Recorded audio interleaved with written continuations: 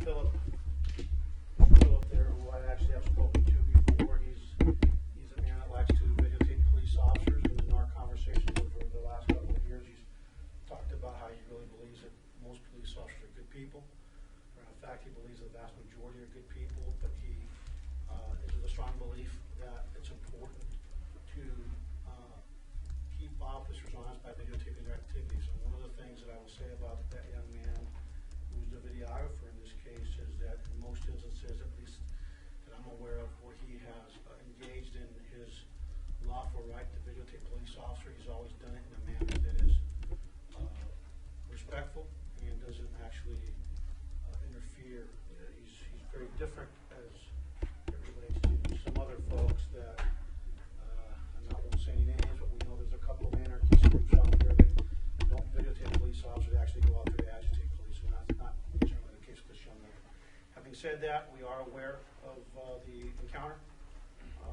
As I said earlier, this weekend, the video depicts actions by members of our department that are not consistent with our policies, our procedures, our training, and our expectations. And so we've launched an internal investigation to ascertain exactly what was going through our officers' minds, why they did what they did, quite frankly, to follow a process that we're required to have by law. With that said, the investigation is not going to be done in 32 minutes like some people think it's going to be. We're going to follow a process.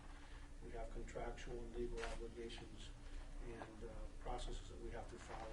So when we're done with it, we'll obviously report back to the community what our final findings are and what the consequences are, and actions taken by the department. So with that, I will just ask people to be patient. Let us do our due diligence in terms of an internal investigation, but we will get it done as soon as we can and report back. So I'll open it up to questions, and we'll take it from there. The officers appeared to stay relatively calm during this video, as far as we've seen. Where did they stray from policy? Can you speak to that?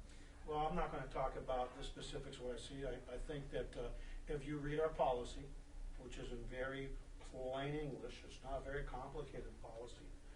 We're very clear as to the rights of our citizens and our members of society to videotape. And it's very clear on what they can and can't do.